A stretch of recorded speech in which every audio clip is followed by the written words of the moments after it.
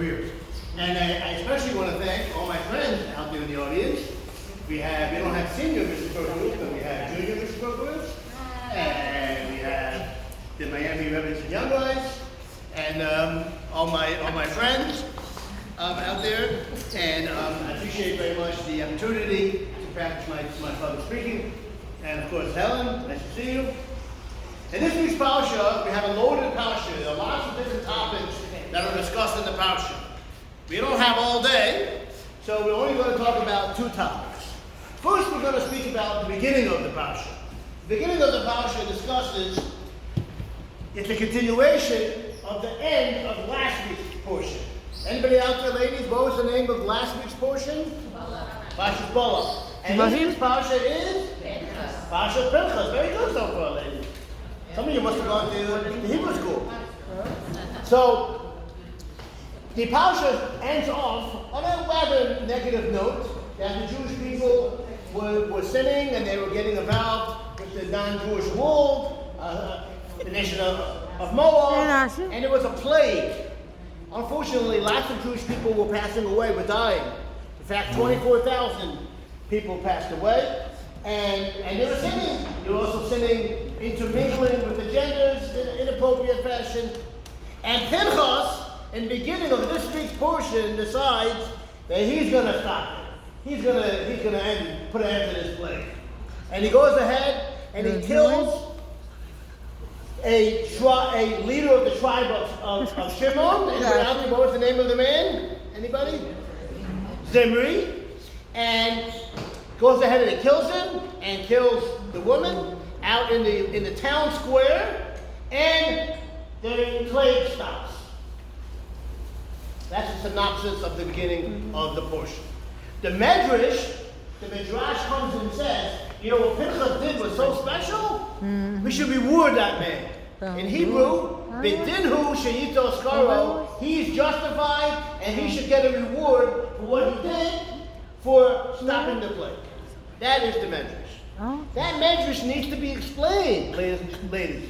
Usually say ladies and gentlemen, but we have ladies and one gentleman over here on the side. Okay.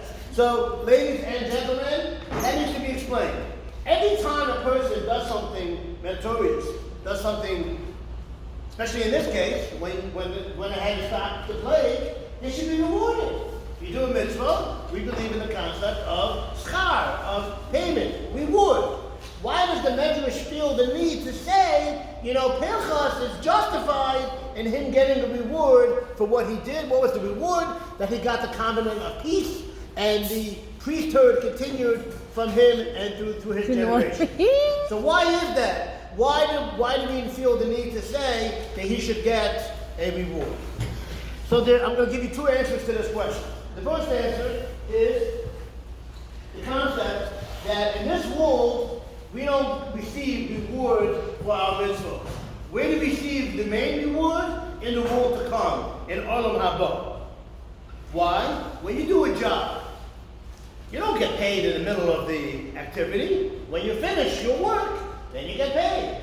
Depending on the job, at the end of the day, at the end of the week, end of the month, whenever the job finishes, you get paid. We believe that our time in this world is not the main existence. Where is the main existence from? Our main existence is in Olam Haba, the next world. That's where we get our main reward. Now, keeping that in mind, we can explain as follows. Pinchas was also known by another name. There's a very famous history, a man in the Jewish people in our history, who also was known as Pinchas. Eliyahu Hanavi. Very good, ladies. It's a very, I wasn't told it's such a learned crowd over here. You gotta tell me, I might have to prepare more next time. So, Eliyahu and Pinchas are the same. Pinchas and Eliyahu. We know that Eliyahu Hanavi lives forever. Eliyahu Hanavi never dies. So beautifully, maybe that's what the Midrash means. Usually, you reward a person in the next world. But Pinchas is Eliyahu Hanavi. Eliyahu Hanavi never died. Eliyahu Hanavi lives forever. And that's why he can be rewarded in the next world. The other answer that I really enjoy to this question, and then we'll end off with a beautiful inspirational thought. The answer to this question is that The rabbis tell us that if a person is rewarded in this world, it might be detrimental. The nature of a person is that when they receive all these great things, they rebel against Hashem. They feel, I'm all that, I'm so special. Look at me, I have all these things. So we don't give a person too much in this world so they don't come and rebel against the Almighty. Says the Chazam Sofer, the great Moshe Sofer, a couple hundred years ago, that doesn't apply to pinchos. Why? The Mishnah tells us that when a person does something that merits the community, does something beautiful for the community, nothing bad will happen. Ein chet bal yado. A person that does something for the community, does something that helps mankind, nothing will happen to him of detrimental.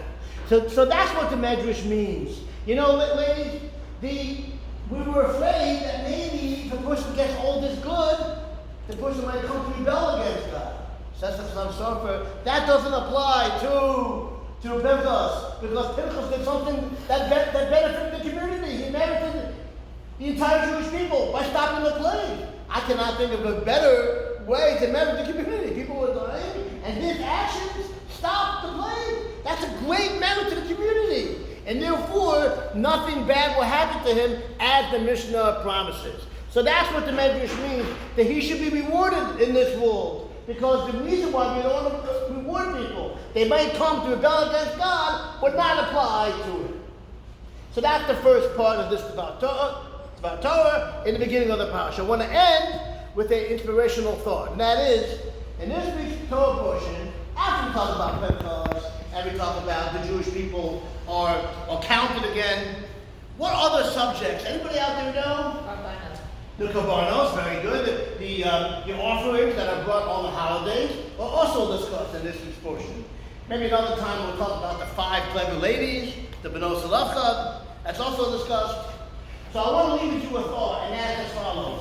Why in this week's portion, Parshas Pinchos discusses the Korbanos, and the Yom Tovim, and the Jewish holiday, the happy days of the year. The Parshas Pinchos always falls out during the 3 weeks. For those who are not familiar, right now, we just started on Sunday. This is a 3-week mourning period when we mourn the beginning and unfortunately the final destruction of the 2 temples. So a person during this time might feel sad and feel, in Hebrew it's called oxfos, and feel very low. That's not a good Jewish midah.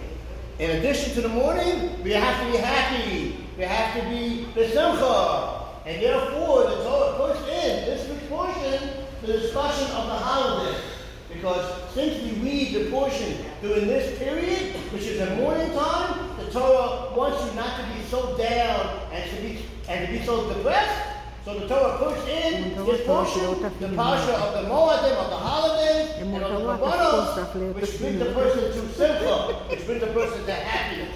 Because it's very important to serve Hashem is simcha. As they say in the davening, and I believe it's a song from back in the day, into as Hashem is simcha, we have to serve Hashem is simcha with happiness. Thank you very much for your Thank you.